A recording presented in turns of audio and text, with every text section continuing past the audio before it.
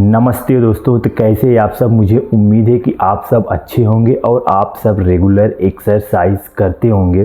तो आज मैं आपके साथ शेयर करूंगा कि कोर अपना स्ट्रॉन्ग क्यों रहना चाहिए। जब हमारा स्पाइन इंजरी होता है या फिर बैक इंजरी होता है, हमारे बैक में किसी भी तरह का इंजरी होता है, अगर हमारा कोर पहले से ही स्ट्रॉन्ग रहे तो बैक पे उतना प्रेशर नहीं आएगा और हम कोई भी काम इजीली कर लेंगे।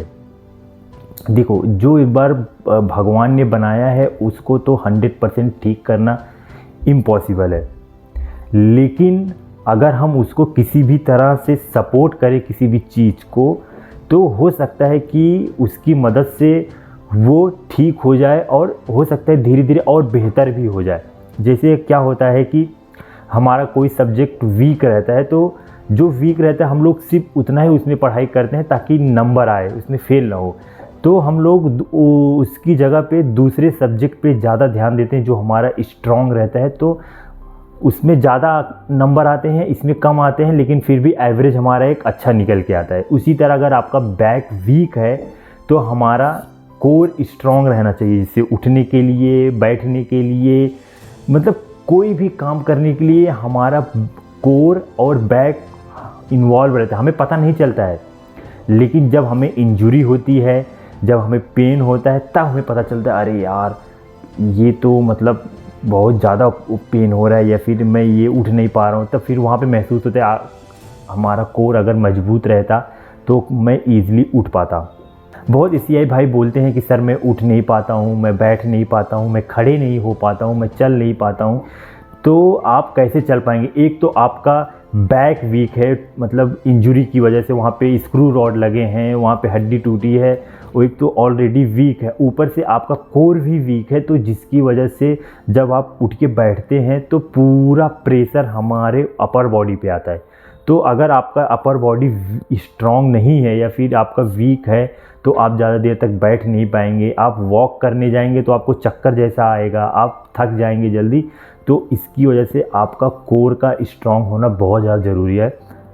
जब फिज़ियोथेरेपी आई, मुझे जब बैठाई तो मुझे चक्कर जैसा आ रहा था, तो उन्होंने बोला कि आपका जो अपर बॉडी है वीक है, सबसे पहले आप अपने कोर को स्ट्रॉन्ग कीजिए, क्योंकि जब आपका ऑलरेडी बैक वीक है, जब आपका कोर स्ट्रॉन्ग होगा तो आप इजीली बैठ पाएंगे। पूरे पैर का एक्सरसाइज करवाती थी, फिर उसके बाद अपर बॉडी का एक्सरसाइज करवाती। अपर बॉडी में थोड़ा बहुत जैसे शोल्डर अपना हो गया, हाफ डिप्स हो गया, फिर कोर का एक्सरसाइज हो गया। तो उससे क्या होता है, आप ऐसा नहीं है कि अगर आपका पैर वीक है तो सिर्फ आप पैर का ही एक्सरसाइज करना है, नहीं, उसके साथ साथ आपका अपर बॉडी भी स्ट्रॉन्ग रहना चाहिए। तभी आप अच्छे से पूरे बॉडी को मैनेज कर पाएंगे, मतलब आप वॉक कर पाएंगे, आप बैठ पाएंगे, आप चल पाएंगे, आप कोई थोड़ा छोटा मोटा काम भी कर पाएंगे। अगर आप सिर्फ पूरे ध्यान तो देना है आपके लोअर बॉडी पे, लेकिन उसके साथ साथ आपको अपर बॉडी पे भी ध्यान देना है। तो मैंने बहुत लोग अपना पिक्चर देखते हैं, एकदम पूरा सूख के कांटा हो गया है, उनका मतलब एकदम पूरा कमजोरी जैसा लगता है।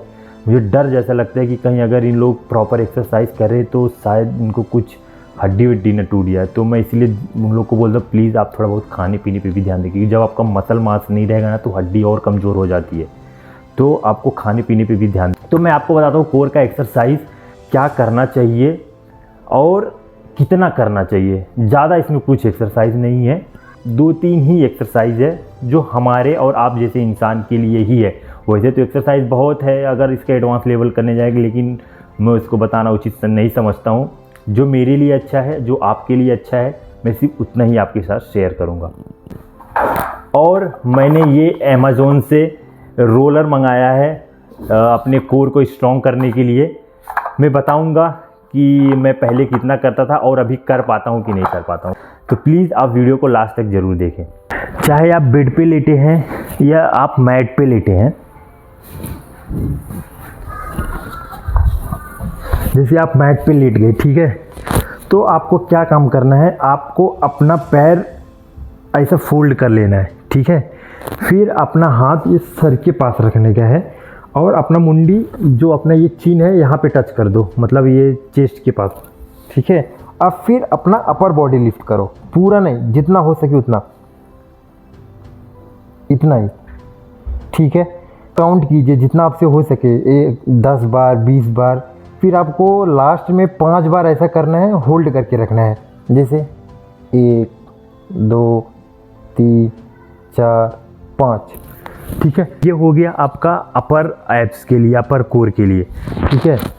फिर आता है आपका लोअर कोर के लिए। लोअर कोर के लिए क्या करना है, आपको पैरों से एक्सरसाइज करना है। अगर आप खुद से नहीं कर पा रहे हैं तो प्लीज़ किसी के हेल्प से कीजिए। कि जो दोनों हाथ है ऐसा हिप के नीचे रखो और अपना दोनों जो लेग है वो थोड़ा ऊपर की तरफ उठाओ। अगर आपसे थोड़ा होता है तो थोड़ा उठाओ, ज़्यादा होता है तो ज़्यादा उठाओ, जितना हो सके उतना उठाओ।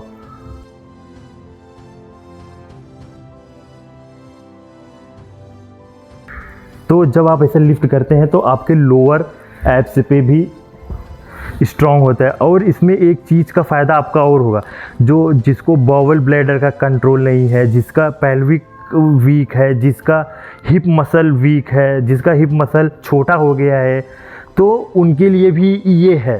तो आपको क्या करना है, देखिए जब आप ये उठाते हैं तो आपके हिप मसल यहाँ पे टाइट हो रहा है, तो आपका जब किसी का जो हिप मसल मांस है वो कम हो जाता है, तो ये एक्सरसाइज करने के यहाँ का हिप बढ़ेगा, उसका आप पैरों का एक्सरसाइज हो रहा है, आपका ये लोअर एब्स का साइज हो जाए, पेल्विक का एक्सरसाइज हो जाए। एक एक्सरसाइज से आपके कितने सारे काम हो रहे हैं। तो आपको ये डेली करना है, ठीक है। कोर का अपर का बता दिया मैंने, लोअर का बता दिया। फिर आपको क्या करना है, फिर आपको क्या करना है, एकदम इजी है, आपको प्लैंक करना है। प्लैंक कैसे करना है,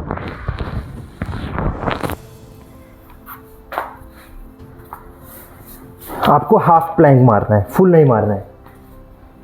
फुल मारने जाएंगे तो आपसे शायद होगा भी नहीं। हाफ को क्या करना है, आपको ऐसे घुटने पे आ जाना है और आपका बॉडी आगे की साइड लेके जाना है और होल्ड करके रखना है ऐसे। आप काउंट कीजिए, एक जितना आपसे हो सके, 30 सेकेंड, 1 मिनट, आप जितना हो सके उतना कीजिए। जितना आपसे हो पा रहा है आप उतना कीजिए। हाफ प्लैंक, सामने की तरफ देखिए और पेट को एकदम खींच के रखिए अंदर की तरफ और स्लोली स्लोली ब्रीदिंग कीजिए।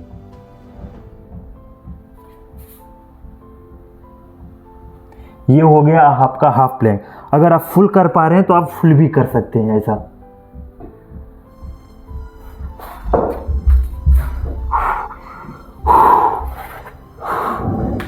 बहुत ज़्यादा प्रेशर आता है प्लैंक पे। तो आपने देखा हाफ प्लैंक, अगर आप हाफ प्लैंक कर पा रहे हैं तो फुल, अगर आप हाफ कर पा रहे हैं तो हाफ प्लैंक कीजिए, नहीं तो आप फुल प्लैंक कर पा रहे हैं तो आप फुल प्लैंक कीजिए। तो आपने देखा ज़्यादा एक्सरसाइज नहीं है, सिर्फ ये दो तीन ही एक्सरसाइज है जो आपको डेली करना है कोर को स्ट्रॉन्ग करने के लिए।